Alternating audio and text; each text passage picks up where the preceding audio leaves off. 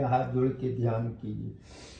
ओम सर्वदेवाय नमो नमः, ओम केशवाय नमो नमः, महादेवाय नमो नमः। नारायण का कथा सुनाता हूँ, आप लोग सावधान होकर कथा का श्रवण करें।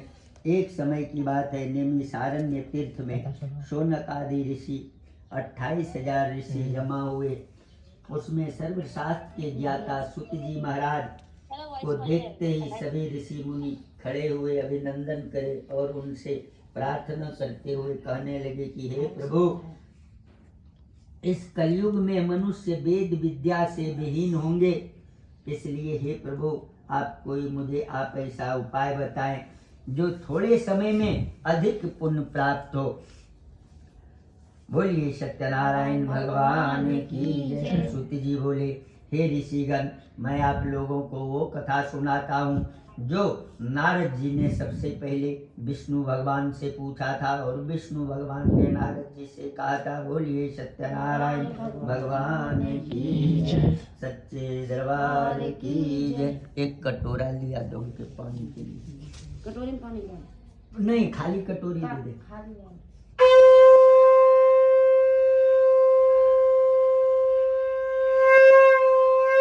बोलिए सत्यनारायण भगवान की जय।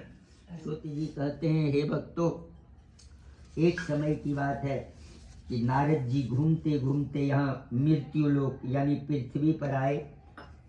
उन्होंने देखा कि प्रत्येक मनुष्य अपने अपने पाप कर्मों के द्वारा अनेक प्रकार के दुखों से दुखी हो रहे हैं। किसी के घर में कोई दुख है, किसी के घर में कोई दुख है। मनुष्यों का दुख देखकर नारद जी विष्णु भगवान के पास गए। विष्णु लोग गए और दोनों हाथ जोड़कर भगवान से प्रार्थना करने लगे। भगवान अपने आसन पे विराजमान थे। इनके हाथ में शंख चक्र गदा थे, पाद लिए हुए थे, बनमाला पहने हुए थे, आसन पे विराजमान थे।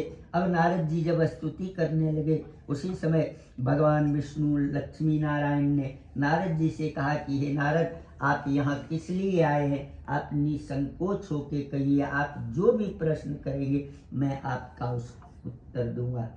इतना सुनते ही नारद जी ने कहा कि हे प्रभु, मैं अभी मृत्यु लोक पृथ्वी लोक का भ्रमण करके आया हूँ। वहाँ प्रत्येक मनुष्य अपने अपने पाप कर्मों के द्वारा अनेक प्रकार के दुखों से दुखी हो रहे हैं। इसलिए हे नाथ, आप ऐसा कोई उपाय बताएं जिससे कि थोड़ा पुण्य प्राप्त हो।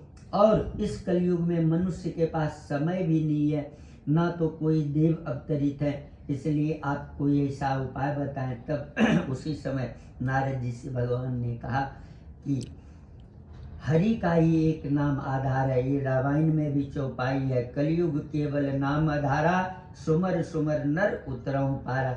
ये कलयुग में सिर्फ हरि का नाम ही एक आधार है, और जो भी हरि के नाम को अपने घर में पूजा पाठ करते हुए नित्य लेते रहेगा, निश्चय उनके घर में सुख समृद्धि बना रहेगा। ऐसा कहकर अब नारद जी ने फिर से एक प्रश्न किया, प्रभु आपने ये तो बता दिया, लेकिन अब ये बताएं कि इस व्रत को सबसे पहले किसने किया था और इस कथा को सबसे पहले किसने सुना था? वो कथा हमें सुनने की इच्छा है। बोलिए सत्यनारायण भगवान की जय।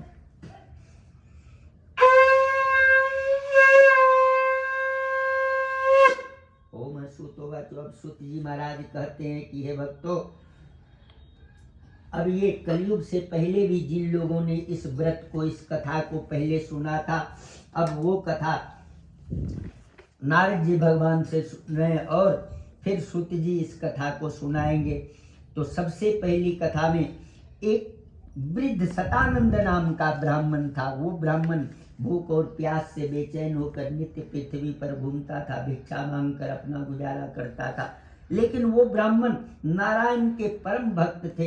एक दिन नारायण यानी ये विष्णु भगवान सत्यनारायण भगवान ने उस ब्राह्मण के पास एक बूढ़े ब्राह्मण का रूप धारण किए और गरीब ब्राह्मण के पास जाकर पूछा कि हे विप्र, तुम नित्य क्यों घूमते हो?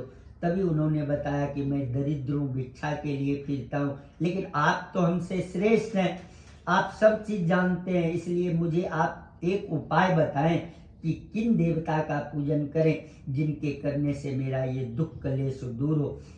उसी समय जो बूढ़े ब्राह्मण का रूप धारण किए थे सत्यनारायण भगवान, उस गरीब ब्राह्मण को बताया कि हे ब्राह्मण, तू घर जा और सच्चे मन से हरि का, श्री सत्यनारायण भगवान का कथा को सुन, उनका ध्यान से कथा का श्रवण कर, भगवान के पंचामृत और प्रसाद को ग्रहण कर, जिसके करने से निश्चय ही तुम्हारे ये दुख धीरे धीरे दूर हो जाएंगे। ऐसा कहकर भगवान अंतर ध्यान हो गए। जब भगवान अंतर ध्यान हुए, अब ब्राह्मण वो घर पहुंचा और वो बेचैनी से, उन्हें रात भर नींद नहीं आया, सोचते सोचते सवेरा हो गया। अब वो ब्राह्मण रोज की तरह अपना नित्य क्रिया करके भिक्षा मांगने के लिए निकला और उस दिन उसने एक मन में संकल्प कर लिया कि आज मुझे भिक्षा में जो भी धन मिलेगा, मैं सबसे पहले सत्यनारायण भगवान का पूजन करूंगा, उनका कथा सुनूंगा। ऐसा जब मन में उसने धारणा कर लिया, संकल्प करके और भिक्षा मांगने के लिए निकला, तो भगवान की भी ऐसी कृपा हुई कि उस दिन रोज दिन की अपेक्षा कई गुना उसे भिक्षा में धन अन्न अधिक मिला। अब वो ब्राह्मण बहुत प्रसन्न होकर भगवान के पूजन का कुल सामग्री को खरीदते हुए घर आया। दूसरे दिन सभी भाई बंधु ब्राह्मण को बुलाकर भक्ति भाव के साथ घर में पूजन किया और उस पूजन के प्रभाव से वो ब्राह्मण धीरे धीरे समस्त दुखों से दूर हो गया। और जब वो ब्राह्मण सारे दुखों से दूर हो गया, उनके पास बहुत सारे धन संपत्ति होगी, तो वो ब्राह्मण अब नित्य जो है हर महीने भगवान का पूजन करने लगा और घर में व्रत कथा करने लगा। संयोग की बात है, एक दिन जब उनके घर में पूजा हो रहा था, तो एक लकड़ी बेचने वाला लकड़हारा उनके घर के पास आया। देखा कि ब्राह्मण के घर में भगवान का पूजन हो रहा है, भगवान का कथा हो रहा है, तो वो लकड़ी के गट्ठर यानी उस बोझा को बाहर में रख दिया और वो भी उस ब्राह्मण के घर में आया।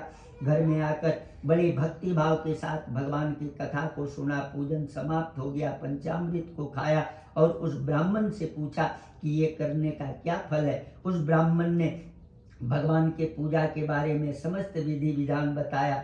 तो उस लकड़हारे ने भी मन में एक संकल्प किया कि आज मेरे लकड़ी बेचने से जो भी मुझे पैसा मिलेगा, धन मिलेगा, मैं भी घर पहुंचकर दूसरे दिन भगवान का पूजन करूंगा, भगवान का कथा सुनूंगा। ऐसा उसने मन में विचार किया। भगवान के प्रसाद चरणामृत खाया, लकड़ी को सर पे रखा और नगर कोलनी में जब बेचने के लिए गया, सच्चे मन से उसने भगवान का संकल्प किया था, ध्यान किया था, इसलिए भगवान की ऐसी कृपा हुई कि उतना ही लकड़ी वो रोज लाता था, लेकिन आज उतना ही लकड़ी का दाम उसे 4 गुना अधिक मिला।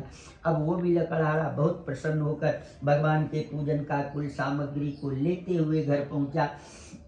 दूसरे दिन सभी भाई बंधु ब्राह्मण को बुलाकर भक्ति भाव के साथ घर में पूजन किया, भगवान के कथा को सुना। हवन आरती के बाद जैसे ही भगवान के चरणामृत और प्रसाद को ग्रहण किया, सत्यदेव की कृपा से वो भी लकड़हारा और जो ब्राह्मण का दोनों धन और पुत्र से युक्त हुआ, संसार के समस्त सुख को भोग लिया और अंत समय में वैकुंठ धाम को गया। बोलिए सत्यनारायण भगवान की जय।